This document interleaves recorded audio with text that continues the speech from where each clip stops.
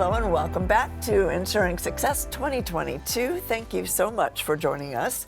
We are here today in Dallas, Texas, and ready to do our next session, which is starting a technology-focused practice. First of all, for those of you who are just joining us, I am Gail Perry, Editor-in-Chief of CPA Practice Advisor Magazine, and this session all of our sessions in our event are sponsored by an incredible group of companies that have backed us in presenting this two-day event with 14 hours of free CPE. So I would like to quickly read the names of our sponsors for your benefit. They are ADP, Avalara, BotKeeper, CorePay1, CPA.com, Canopy, Caseware, Field Guide, eFile4Biz, Intuit, Right Networks, SafeSend, Sage, SureLink, TaxFile, TechGuru, Xero, and Zoho. In this session, I'll introduce our panelists in just 1 minute. For those of you who've just joined us, I want to mention there is an Ask a Question box at the bottom of your screen. At any time, if you have any questions about either tech questions, like you're having trouble hearing us or seeing us, or if you have any other questions for our speakers that you'd like to ask or any points you want to share, feel free to post that information there, and we will be fielding those throughout the session.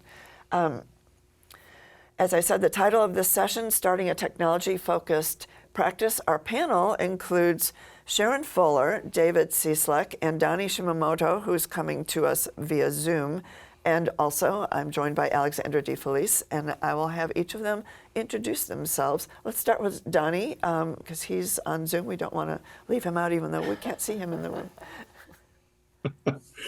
Thanks, Gail, and hi, everyone. Sorry I couldn't be with you, catching the tail end of the COVID bug here. Donny Shimamoto, a non-traditional CPA. I always like to say I work in kind of two areas. One of those is in innovation or accelerating innovation. Most people originally think of that as technology, but especially given everything we've gone through in the pandemic, it's also about changes in business processes and then changes in business practices, as I know we've been discussing a lot on Ensuring Success. And I balance it out with risk management, which will sound a little more CPA-ish. With that, I look at things like cybersecurity, and which could lead to also business continuity risks, reputational risks, and so just a whole integrated picture of risk itself. Thanks for having me on. Sure, thanks, Donny. And Sharrin? Hi, Sharrin Fuller, CEO of Glass Wallet Ventures. I started my firm in 2006, my original firm, and it was acquired last year. And after I exited, I decided, what do I want to do? So I started up Glass Wallet Ventures, and with Glass Wallet, I am working on educating firms, professionals, anybody really that owns a business on how to scale their company and prepare it for exit strategy, acquisition, whatever that's going to be. So technology, of course, is huge in what we do, because if you want to scale and get where you need to be for a acquisition, that's what you need. So nothing as amazing as Donny there. I did not prepare I don't like talking about myself, so I'll let you pass the torch. I do have a LinkedIn, though, and great bio there. All right. David. Yeah, so David Cieslak, CPA. I'm the Chief Cloud Officer for RKL eSolutions, and really been kind of in the technology space since it really, came to form. Technology space. Yeah, so I know the hairstyle doesn't give it away. But really been doing this a long time. And I would just say, technology back then was a thing. Now it's everything. I mean, it's the world we live in. It's pervasive. And so in my role at RKL eSolutions, I'd like to think of myself as living in the intersection of technology and accounting. And so I work with our corporate clientele, helping them identify really kind of point solutions, ERP, products, really automation end to end. And, so really just working in the CPA space, trying to just leverage technology smarter, better every day. Nice. And David always has great titles, no matter what job he's in. Chief Cloud Officer. I know. I was going to say, excellent. I need to rethink that. So I'm Alexandra DeFelice. I'm the Director of Marketing and Business Development at Payne & Fears. It's a law firm in Southern California. And I am co-moderating with Gail Perry all day today and tomorrow. Nice to be here. All right. Let's start with a quick question on, actually we want to start with a quick question for our audience to get a little bit of feedback on what their level is with technology. You want to go ahead and launch that? Yeah, actually, it's this is actually a three-part survey, so you can answer several different questions here. And this is, as we mentioned, if you weren't in the first session, these kind of questions are not for CPE, but these are for you to, for our panel to get a better understanding for where the audience is coming from today. So the first question is percentage-wise, how much automation does your firm have? Is it 0, nothing is automated, 25% or less, up to 50%, or more than 50%? And then these are all, you should see all these questions simultaneously, which looks like what is happening. Which parts are you struggling to automate? Is it payroll, AP, AR, or bookkeeping? And then, excuse me, and then which do you currently automate? Payroll, AP, AR, or bookkeeping. So we'll give you guys just a few minutes as we kick it off, and then I will share the results with the audience at an appropriate time. Gail. Okay, so while you guys are answering those questions, let's get started with some questions for our panelists. And first, I'd like you are you three? I have to remember Donny's here. I can't see you. I'm so sorry. We feel, I was going to say, his spirit. We feel your spirit here. Okay. We'd like you to define what you mean by a technology-focused practice, keeping in mind that it might not be the same thing for everybody. Yeah, definitely. Do you want to go first? I mean, I spoke up first, Yeah, so you I did. guess that's what I get, right? Yeah.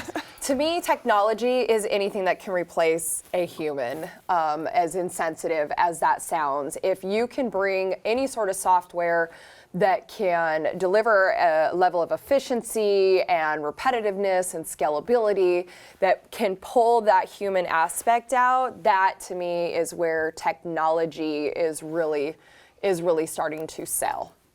Yeah, and I kind of let the cat out of the bag already. I said, technology isn't a thing, it's everything. It's so steeped in every little, facet of what we do each and every day. So you think about, the smartphones in our pockets, the technology on our desk, and it really is, how well is that integrated into what it is we're doing throughout the day. And it could be, little convenience items, it could be, major tasks that we're working on. And so really, I also think of, even something like COVID as being a huge catalyst, really kind of forced, if anybody was kind of, on the fence or was only partially through some kind of, initiative, major technology initiative, all but forced, that, to the forefront. But again, technology in my mind, it really is baked into everything we do, and we want to be very mindful of that as we, kind of, assess the landscape. Donny, you want to add to that? Yeah, I agree with both of what they both said, and that's, I think, as Dave said, the pandemic really helped, I think, accelerate a lot of it. And so the other way that I often start to think of this is it should be technology first. So why are we doing something still manually, and have we actually figured out, is there a technology that can actually help us do this? So when we talk about technology, everybody uses Excel, right? So Sadly. so they know all about technology. Actually, I wouldn't say sadly. I will say they use it, they abuse it. I love my spreadsheet, so we may have to take this outside later and fight. So where do we go beyond Excel? I think a lot of people obviously use certain programs and solutions to solve particular problems, but when we talk about a practice that's focused on technology, what is that? How does that become sort of a cohesive unit? I would say, technology is something that, we really need to consider, almost on a process-by-process basis as we think. I think, some examples have already kind of been, thrown out there. AP automation, what's your tax prep application, what are we using, for calendaring. So you think across the different tasks, the different processes, and, what is the technology that we're going to be, using for that. I'm a big fan fan of not only cloud, as my title suggests, but really also just, one of the phrases that's getting used a lot right now is ecosystems, and, thinking about, just the value of the different technology components, interacting with each other, integrating with each other. So that's a pretty big thing as well. I concur. I think Dave hit on it. That's really the key, is this concept of the ecosystem. And I think that's the evolution that we're seeing now. Previously, a lot of individual point solutions, but the real question is, how does it all actually work together and help us as a business, as an accounting firm, actually work better as a whole? And Gail also made a point. She talked about the problem. And that's the other thing I think everyone should make sure they keep in mind. Sometimes what I see people using technology as a solution that's looking for a problem. And that's not the way to approach it. As Dave said earlier, right? Look at your business process, figure out what am I actually trying to automate, and then look for the right technology that's going to help with that. So technology is a tool that helps solve problems. It's not the solution just by itself. We're both inhaling like we have something to add to that. You were so brief in your last comments. I'll let you go. Hey, thank you. I was going to say, one thing we all have to really keep in mind is that while we're all in this rat race to bring technology and automation in, sometimes you have to do your due diligence. Sometimes you bring something in and it made your life worse. We just did that. We brought in a product, thought it was amazing. Now it's not working with any of the other products we want to use. Hired somebody to do some zaps. That's really expensive. After we've done all that, we found out, okay, this is taking more time. We spent all this money. Our investment is ridiculous, and it's not going to work in the long run. So while everybody wants to automate everything, you still have to be careful. Otherwise, you end up in over your head with a piece of technology that becomes honestly worthless for your ecosystem, for your tech stack. So actually, let me pause there, because it sounds like you had some nightmares, and we'd love for people to learn from other people's nightmares. I love talking about nightmares. Yeah. So We're going to hold the CPE. nightmares. We're going to jump right into those nightmares in just a moment. But first, we want to display on the bottom of the screen our first CPE code for this session. There we go. So when you see that, you'll want to record that code. You'll need 3 codes. There are 2 more coming later in the session. And then at the end of the day, whenever you're ready to get your CPE certificates, you can click the Get My CPE at the top of your screen, and that'll take you to another page where you enter those codes, and you can download your certificates right there.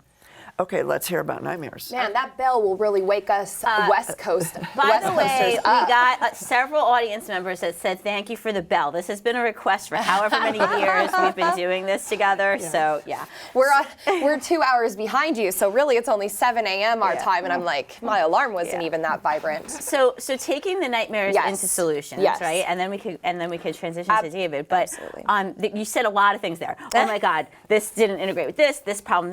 So and I did it very animatedly because I can't talk like this. I can't either. But so advice. What would be a few things, like 2 or 3 things, top things that people should have on their checklist to check for before investing in a technology so that they don't have those kind of nightmares? My advice would be your priority of your tech stack. If you have something, for example, we are a QuickBooks Online only firm. So no matter what we have, it has to go into QuickBooks, right? So knowing that you have that one piece, that then takes care of a lot of other, gets rid of a lot of, what am I trying to say?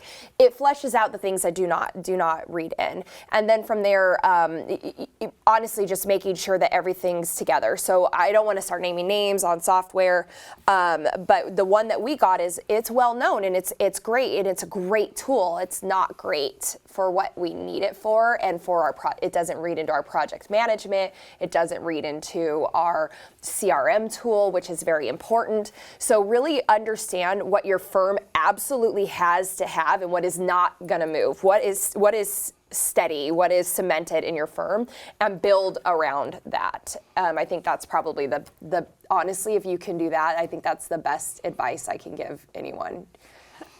Well, so, I think what you touched on there is just the value of integration. Yeah.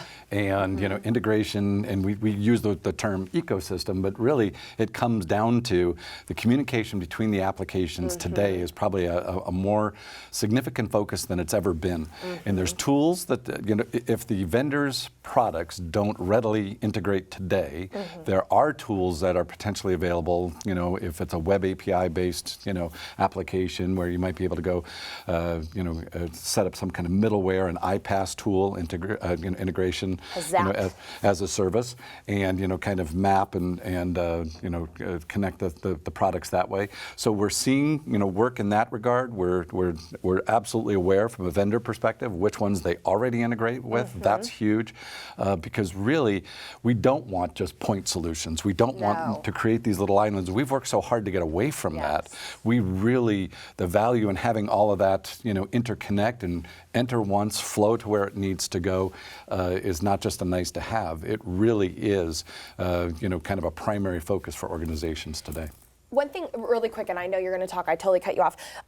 One thing people don't do enough, and I will let you know, if you have a product that you love and it's not integrating, it's not working, please let the platform, let the solution know, because if we just leave the platform, leave the solution, and we don't give them that advice, they'll never know and they'll never make it happen. You'd be really surprised how many times, I love reaching out and saying, let me give you some feedback, and they say, thank you, no one's told us that. I said, you're kidding me. So please hit that help button or the give us feedback button. They love it. Down in the corner. Yeah. Well, and that's what I was going to ask David. If you're not a chief cloud officer and you don't know all of these things about, is it okay to ask the vendor? What should you ask them? Do you have a list? Like, do you integrate with this? What other questions should you be asking? Yeah, and I'll let Donny jump in on this in just a second. Poor Donny, just nodding here all patiently. But we want to understand what the integration capabilities of the product are, no matter. And so legacy applications, things that we installed on our workstations, our servers historically, were really built to, kind of as their protected little islands. Next-gen applications, the cloud-based solutions we all should be using today, SaaS, multi-tenant, true cloud solutions, virtually all of them have a web API, which is an integration layer. So it allows them to potentially speak a common language. API stands for Application Programming Interface. And so it's I learned something today. So it's literally a way to say, I natively speak this, or natively am written to do this, but I can speak to or integrate or essentially move information back and forth with the outside world via an integration layer, a web API. And so other applications then that have web APIs, you can have a piece that sits in the middle and said, since you both speak that common language, I'm going to be that connector that sits in between. I just had this conversation yesterday with the gentleman that we hired to make our things speak. He goes, can you please contact them and ask them to open up their API so I can write code? I'm like, sure.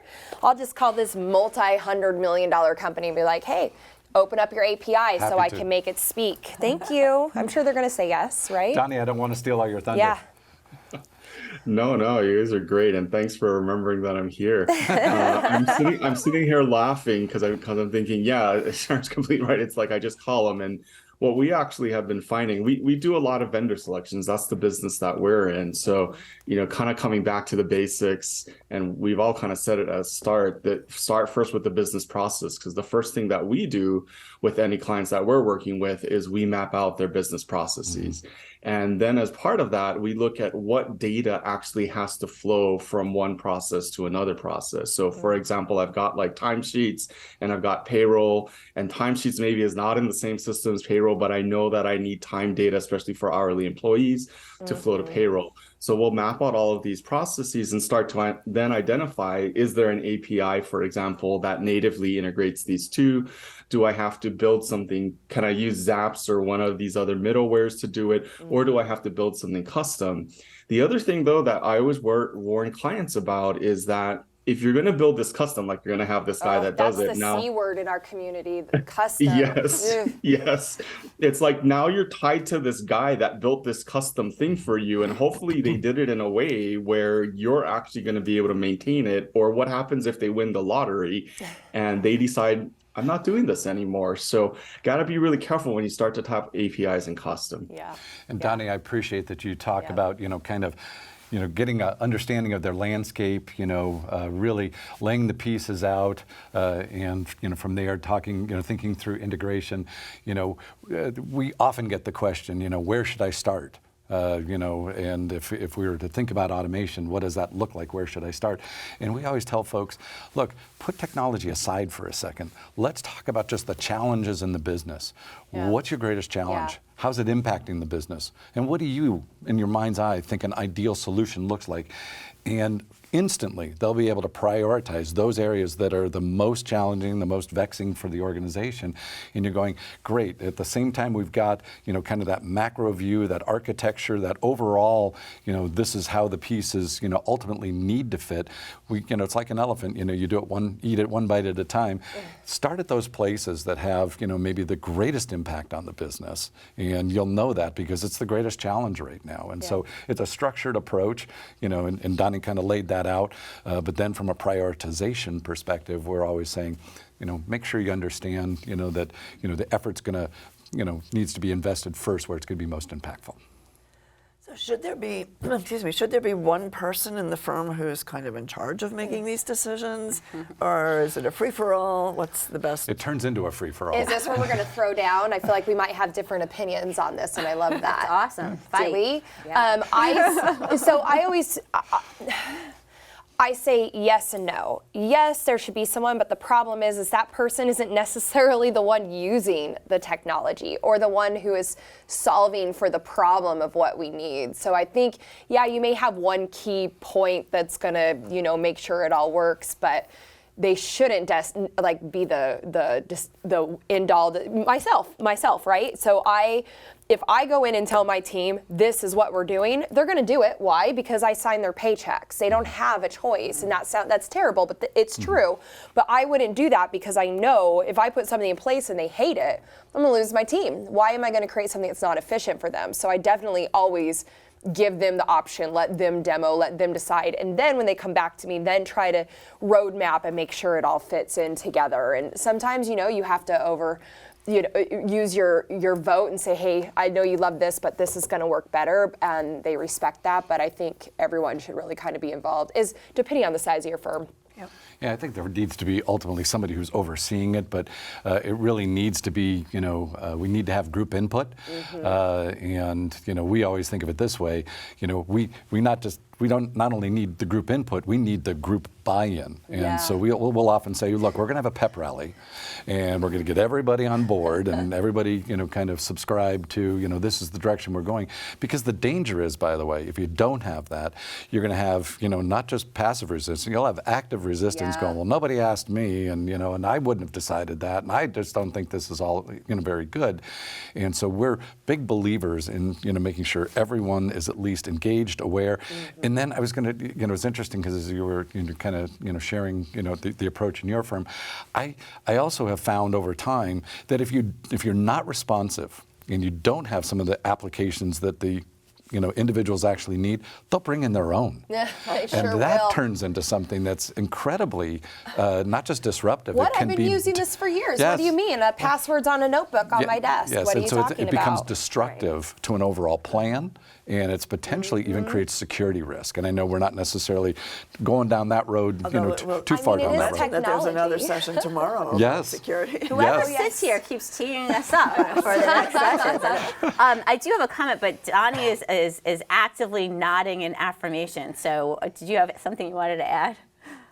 No, I just actually yes. So I think all of this has been really great, and yes, I'm nodding because I'm sitting here going yes, that's totally correct. The one other element that I wanted to bring in is kind of that view of the future. So the way that we work with a lot of clients is we'd say, tell me where you want to be 3 to 5 years from now, because if you're looking at the solution now, the question though is that the solution for now? Is that the solution for where we want to be? So that's another part of what we do when we look at stuff. And Dave kind of mentioned, we call it getting the stakeholder buy-in, not just to the now, but this is where we want to be. And we found that if we paint this picture of, this is what it's going to look like when we're using this, and this is why it's so much better, having all that buy-in up front really helps us accelerate adoption, and it really helps get the business a lot farther along. And never underestimate underestimate the value of a good pep rally. I'm Very just saying. Well, and it's down to the lowest level of staff, right? Oh, Because they're absolutely. the ones that are using it, and oftentimes they're forgotten in the decisions, right?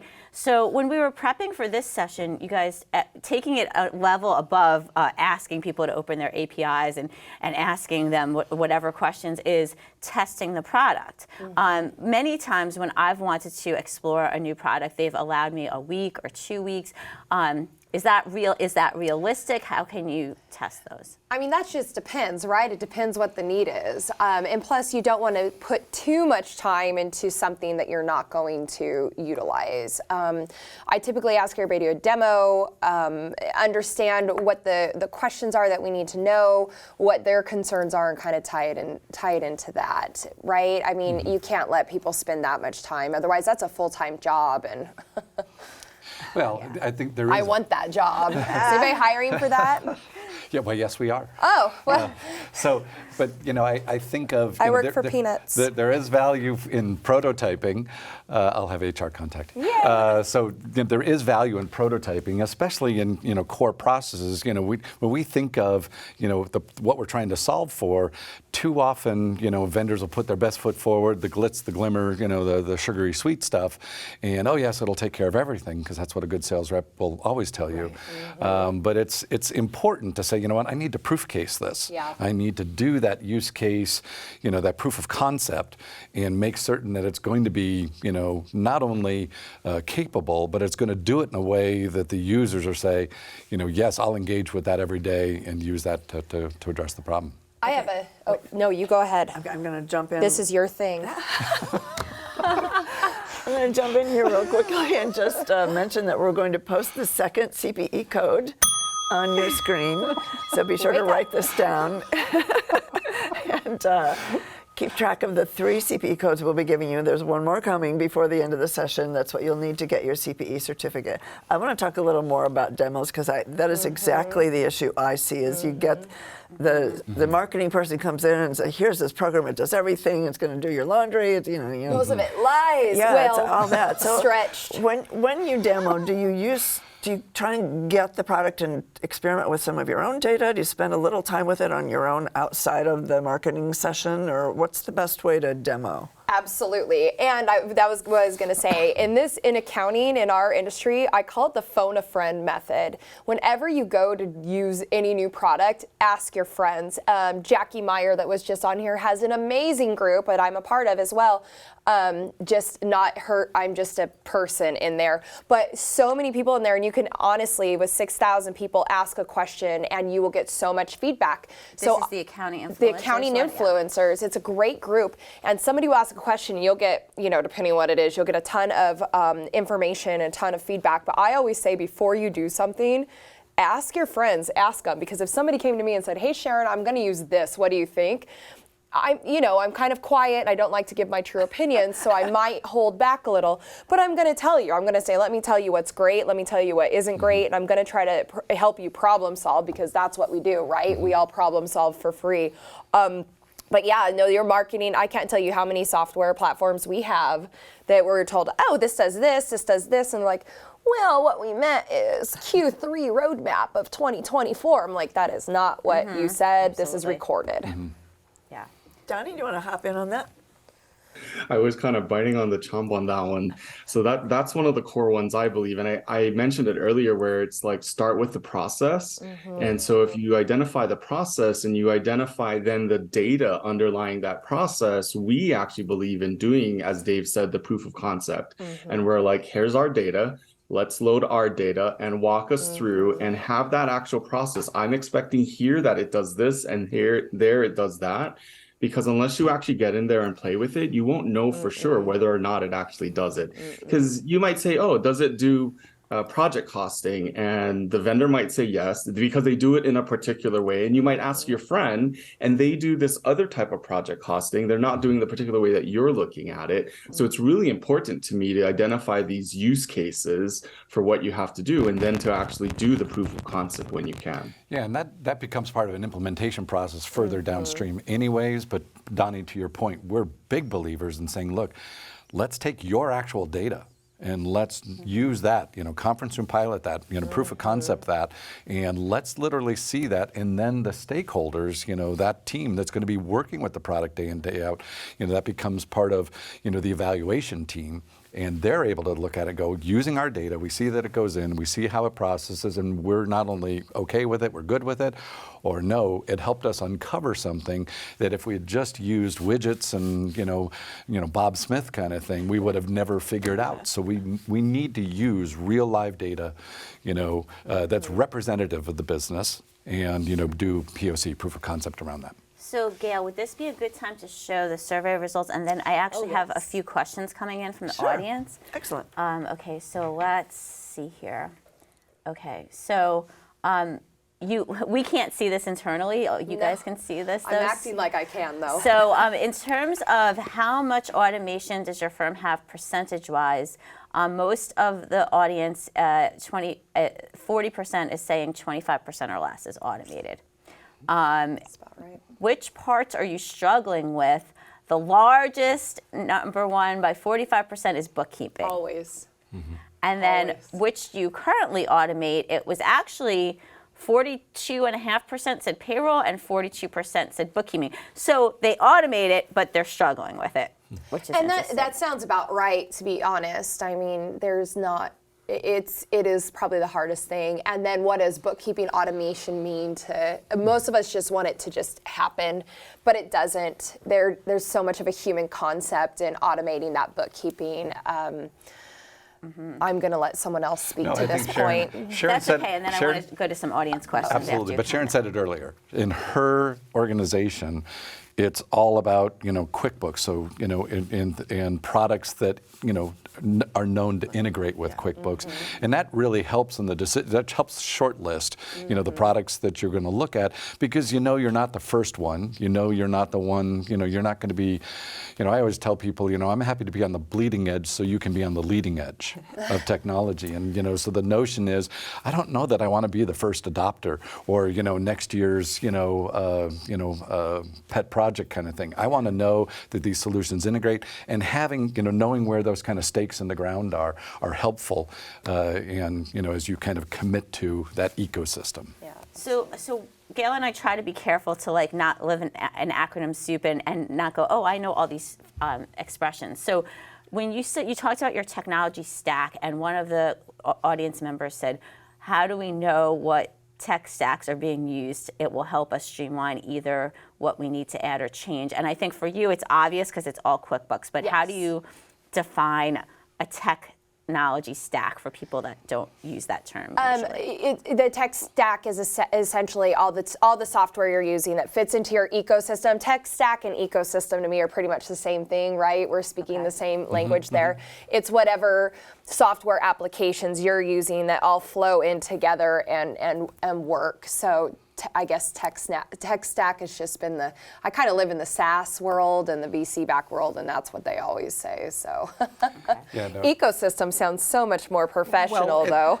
but it's not a new concept. I mean, we've all been living it, and just the example being our smartphones. And you're saying, I'll just use the iPhone. Is that a great phone? It's the most popular one in the U.S. Amazing. It is, but what really makes it shine is all the additional things you can do with it, the apps, and you think about it as not just a device, you think about it as a whole ecosystem. And in fact, and for maybe a non-iPhone user, it's like, it's a little harder texting you because you're not on the iPhone platform. So when you think about, and that just that's iMessage or get out. I just cut those people out of my life. I don't need Androids. Life's too short for Android users. Sorry, guys. So, that kind of speaks to the value of having, someone else has already done all that integration work. So when you talk about a tech stack, it really does just come down to products that today already have, those integration elements in place, proven, tested, supported by the publisher. Because again, you don't want to be the one, kind of having to write it. You said the custom word earlier, the C word. And so, I think about all of that, and I just say there's so much value there, and that needs to be forefront in the conversation. Okay, so Absolutely. a couple of questions. I'm going to throw this one to Donny first, and I apologize if you don't know the answer, but But you're looking at me. So this is more specific. It says, can you speak about automating AR or AP? In my not-for-profit organization, we use a third-party contractor to bill insurance companies, but we still have to use an accounting software to get this information tied to an accounting system, which we do. So we are automated but not integrated. I'm looking for a way to have one system that saves time and resources.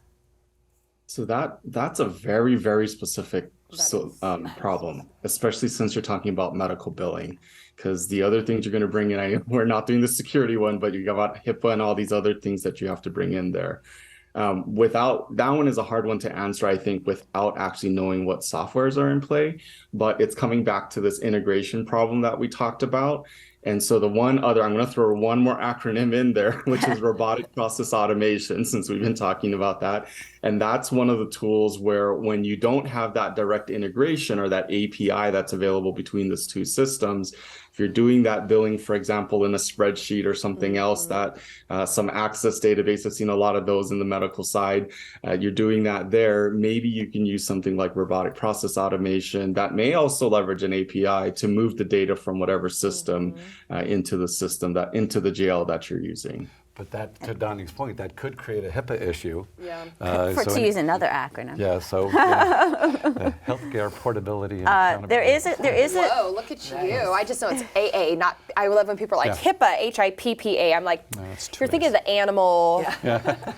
So there is a security question, because it always happens, without getting too much into the weeds, which I know is going to be very hard since you all care about security, is I am concerned about client privacy and worry endlessly about data theft and loss when using cloud-based solutions, Mr. Cloud. What is built into a cloud-based application to protect data? I always think of it this way. To me, in a cloud-based application, security is job one. Because if you don't have good security around a cloud-based application, nothing else matters. And I mean nothing. So really, you think about what's their first charge. And I would say to the point where, SaaS, multi-tenant, true cloud solutions, they are going to be more secure than what you're going to be able to kind of stand up and really manage internally. So folks always say, well, I'm worried about cloud security. It's just like, I'm worried about your internal security far more than I am cloud security, 100%. given the focus the publishers have on that.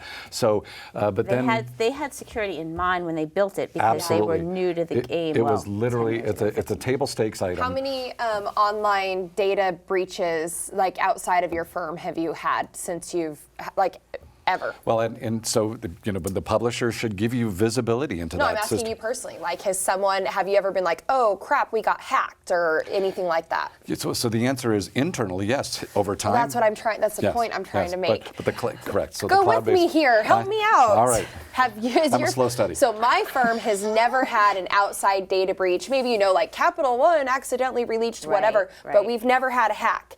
Internally, we have had so many ex-employees that have written things down, that have saved things or whatever. So just trying to help prove your point there, and just say, hey, we've never, they are super, super, super secure, especially if you're using two-factor. It's internal that I think you really need to keep an eye on, especially as you scale. If you've got one or two people, that's great. But if you're going to move up to 20, 30, 40 and you're remote, that's a whole other, bag of issues. So we said it right at the outset. COVID actually, to me, I'm a silver lining kind of guy, anyways. And I look at COVID and going, oh, this is awesome. Yes. Because it really forced everybody to kind of figure out the whole remote work thing, work from home, work anywhere but the office. And so it really kind of forced the equation. And I think we saw so many people going, okay, just rip the Band-Aid, let's do this, and make that happen. And we look for publishers. It's one of our evaluation questions as we look at, we think about ecosystems and so forth, but it's also, is it secure? And what is their track record? Are they visible? Do they have a SOC 2 certification? Do they have, PCI DSS, compliance? I mean, people are just Googling like crazy right now. Go down the list of, but do they have, are they transparent about their security posture? To me is essential, one of the check boxes I absolutely want to consider as I go through that process. Okay, here's an accounting firm. I'm not sure that we can emphasize go ahead. that Sorry, I'm not sure that if we can emphasize that enough. The vendor due diligence, and as I was listening to the discussion, it's almost like the security is assumed in the cloud, and that really shouldn't be the case. I mean, especially with a lot of these startups, do they actually have someone that's dedicated to security, that's been trained in security, that knows how to defend from some type of volume attacks? That's, I think, a key thing. And so, vendor due diligence on what are they doing? Do they have some of the certifications, as Dave mentioned, and what is their track record? Ask them for that. Ask to talk to them. Ask to understand what's going on. That's key before you even put any data in there. Well, and then there's second levels. I mean, again, without getting into security, we all just need to come back and there just needs to be 20 of us on the security session tomorrow. Okay. But there are second levels that can be put in place. And if anybody listening thinks, oh, I want to know what any of these people are talking about, definitely look us up. You can email me if you want, and I'm more than happy to help you find the software for the APAR, or tell you what we use, or anyhow. I'm not being paid for that either, just, being nice. I want to bring this down to steps. Yep. So we've got an typical accounting firm, and they've got a few apps that they use, some products that they use, some software, tax software, some workflow here and there, and they may or may not be integrated, but it's the general spring chaos no matter what they're using, and they're looking for a way to just pull it all together and have a smooth process, determine what isn't working well or where they can make improvements that will improve not only the workflow but their well-being, and put it all together in a cohesive package. How should they start? When should they start that? How should they implement? There are a lot of pieces to that, but let's say we have a firm that's watching right now saying, yeah, we could use some help. Where do we start tomorrow? What do we do? Oh, I was going to say yesterday, by the way. Yeah. So start yesterday, but take those existing process flows, and Donny maps that out as a regular part of his consulting practice. We do as well with our clientele, and so the same kind of steps that we were using to proof out a new application, we're kind of using some of those similar steps even to kind of look for optimization opportunities in existing processes. Go ahead, step through that and say, okay, this looks like it's taking a lot of work. It looks like this information doesn't flow from point A to point B, and as you kind of step through that, then say, can technology be applied to that? Or can we rethink the process in a way that basically, resolves that, that challenge? Donny mentioned RPA, robotic process automation, and so that's kind of, I'll call that poor man's integration. Actually, that's flat file, but poor man's integration, robotic process automation. Think of that like macros, and take it from point A and write it into point B type of thing. And so even if they don't have that web API, that ability to kind of automatically, integrate and kind of next level integration, at the very least, we should be able to say, at RPA, apply that, relieve some of that logjam. Oh, I guess I can fill some void right here. Jump in. I was going to say, yeah, exactly. Process. Write it down. And I always say write it down because everything I do, or every company I've been in, I always run it as the hit by the bus method, which I know is, I need to come up with a better way of saying that method. But if it's not written down and it's in your head and something happens to you and you can't come to work, no one else can replicate it. So write down that process, log it, and then when you have it, everybody can look at it together. And like you said, I mean, Donny said, we've all said, it's absolutely your process and how everything fits together. Donny, do you want to jump in? Well, how do you approach this with your clients? That is, Dave described it. That's actually what I'm known for, is the big ecosystem process maps that I help people draw. So I'm always happy to share that deck with anyone because I've been asked to do that session a lot at various conferences. So process, Jessica, I don't think any of us can emphasize that enough. No. Okay. All right, we're going to post our third CPE code on the screen. So be sure to write this down, and that's the third code you need in order to get your certificate for this session. I want to circle back a little bit to Sharrin's comment about horror stories. Can you just Tell us some nightmares. We really need that. I mean, like I said, we jumped headfirst into this software that's very well known, and everybody was so super excited about it, and we didn't test it because it's this amazing software and it's going to solve all these problems, and oh, it integrates here and it integrates here.